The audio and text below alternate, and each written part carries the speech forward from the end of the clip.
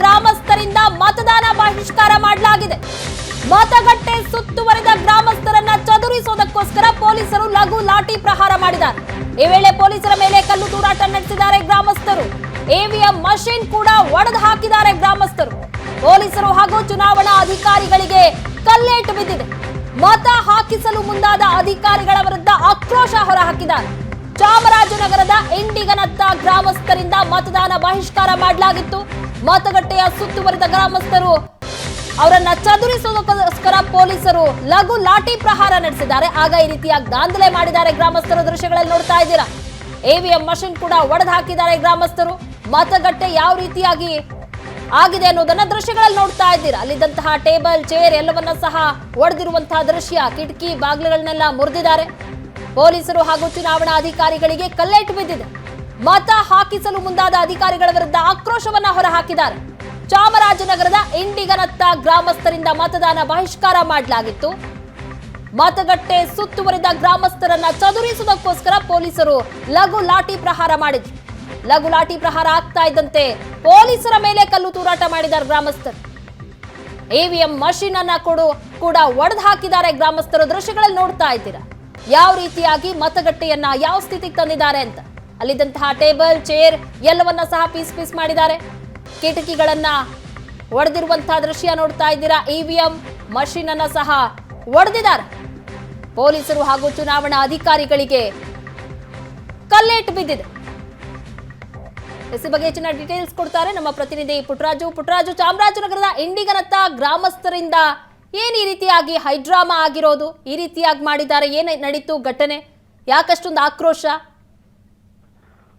ಪ್ರಗತಿ ಏನು ಈ ಮಲೈ ಮಹದೇಶ್ವರ ಬೆಟ್ಟದ ಸಮೀಪ ಇರುವಂತಹ ಇಂಡಿಗನತ್ತ ಗ್ರಾಮದಲ್ಲಿ ಈಗಾಗಲೇ ಅವರು ಹಲವಾರು ದಿನಗಳಿಂದ ಈ ಮೂಲಭೂತ ಸೌಕರ್ಯಗಳಿಲ್ಲ ಅಂತ ಒಂದು ಪ್ರತಿಭಟನೆಗಳನ್ನು ಕೂಡ ಮಾಡ್ತಾ ಇದ್ರು. ಮತ್ತೆ ಇತ್ತೀಚೆಗೆ ಕೆಲವು ದಿನಗಳ ಹಿಂದೆ ಕೂಡ ಒಂದು ಮತದಾನವನ್ನು ಬಹಿಷ್ಕಾರ ಮಾಡಿದೀವಿ, ನಮಗೆ ಮೂಲಭೂತ ಸೌಕರ್ಯ ಇಲ್ಲ ಅಂತ ಒಂದು ಈ ಬೋರ್ಡ್ ಅನ್ನು ಹಾಕೊಂಡು ಪ್ರತಿಭಟನೆ ಮಾಡಿಕೊಂಡು ಯಾವುದೇ ಕಾರಣಕ್ಕೂ ಮತದಾನಕ್ಕೆ ಅವಕಾಶ ಮಾಡಿಕೊಡೋದಿಲ್ಲ ಅನ್ನೋ ಒಂದು ಹೇಳಿಕೆಗಳನ್ನು ಕೂಡ ಕೊಟ್ಟಿದ್ರು.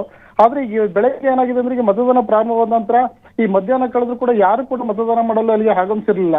ಹಾಗಾಗಿ ಅಧಿಕಾರಿಗಳು ಏನ್ ಮಾಡಿದ್ದಾರೆ, ಅಲ್ಲಿ ಎಲ್ಲ ಇದ್ದಂತ ಅಧಿಕಾರಿಗಳು ಆ ಒಂದು ಹಾಡಿ ಜನಗಳಿಗೆ ಒಂದು ಮನವೊಲಿಸಿ ಮುಂದೆ ನಿಮ್ಗೆ ಏನ್ ಬೇಕೋ ಸೌಕರ್ಯ ಮಾಡ್ಕೊಡ್ತೀವಿ, ಮೊದಲು ಮತದಾನ ಮಾಡಿ, ಮತದಾನ ಹಕ್ಕು ಎಲ್ಲರಿಗೂ ನೀವು ಮಾಡಲೇಬೇಕು ಅನ್ನೋಂತ ಒಂದು ಸೂಚನೆಗಳನ್ನು ಕೊಟ್ಟು ಅನಂತರ ಅಲ್ಲಿ ಬಂದಂತ ಹಾಡಿ ಜನರೆಲ್ಲ ವೋಟ್ ಮಾಡೋದಕ್ಕೆ ಮನವೊಲಿಸಿ ಬಂದಿದ್ರು.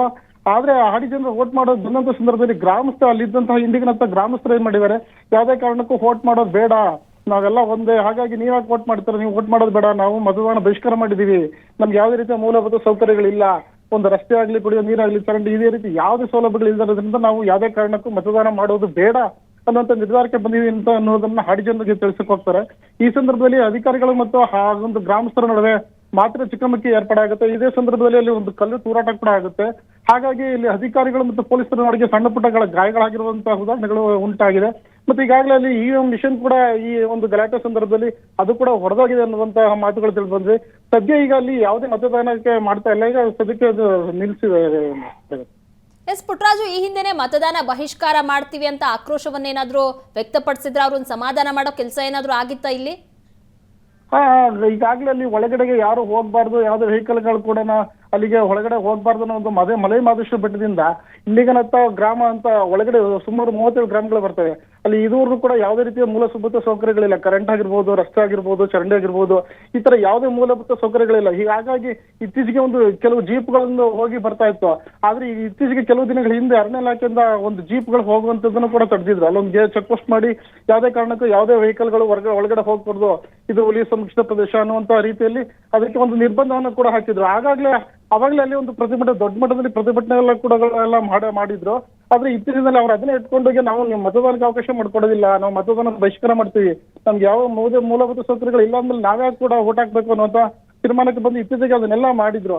ಆದ್ರೆ ಅಧಿಕಾರಿಗಳು ಕೂಡ ಇದು ಮನವೊಲಿಸುವುದರಲ್ಲಿ ಒಂದು ಯಶಸ್ವಿ ಕೂಡ ಆಗಿದ್ರು ಅಂತ ತಿಳಿದ್ಬಂದಿದೆ. ಆದ್ರೆ ಇವತ್ತು ಚುನಾವಣಾ ದಿನ, ಇವತ್ತು ಮಾತ್ರ ಯಾವುದೇ ಕಾರಣಕ್ಕೂ ಮತ ಹಾಕೋದು ಬೇಡ ಅಂತ ಗ್ರಾಮಸ್ಥರು ಅವರಲ್ಲಿ ನಿರ್ಧಾರ ಮಾಡ್ಕೊಂಡು ಈ ಒಂದು ರೀತಿ ಘಟನೆ ನಡೆದಿದೆ ಅಂತ ಹೇಳ್ಬೋದು. ಪುಟ್ಟರಾಜು, ಯಾರು ಒಬ್ರು ಸಹ ಬಂದಿರ್ಲಿಲ್ವಾ ಹಾಗಾದ್ರೆ ಮತದಾನ ಮಾಡೋದಕ್ಕೆ?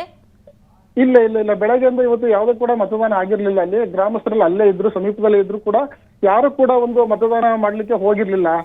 ಮತ್ತೆ ಅಧಿಕಾರಿಗಳು ಮನ ಹೊಲಿಸುವಂತ ಪ್ರಯತ್ನ ಕೂಡ ಮಾಡ್ತಾನೆ ಇದ್ರು, ಹಾಗೂ ಕೂಡ ಯಾರು ಬಂದಿರಲಿಲ್ಲ. ಆ ನಂತರ ಅಕ್ಕಪಕ್ಕದ ಹಾಡಿಗಳಿಂದ ಬರುವಂತ ಜನಗಳ ಮನವೊಲಿಸಿ ಅವರಿಂದ ಮಾಡಿಸುವಂತ ಮತದಾನ ಮಾಡಿಸುವಂತ ಪ್ರಕ್ರಿಯೆಗೆ ಮುಂದಾಗಿದ್ರು. ಈ ಸಂದರ್ಭದಲ್ಲಿ ಈ ಒಂದು ರೀತಿ ಗ್ರಾಮಸ್ಥರು ಅದಕ್ಕೆ ವಿರೋಧ ವ್ಯಕ್ತಪಡಿಸಿ ಆನಂತರ ಈ ತರ ಗಲಾಟೆ ಆಗಿದೆ. ಓಕೆ, ಥ್ಯಾಂಕ್ ಯು ಪುಟ್ಟರಾಜು ನಿಮ್ಮೆಲ್ಲ ಡೀಟೇಲ್ಸ್ಗಾಗಿ.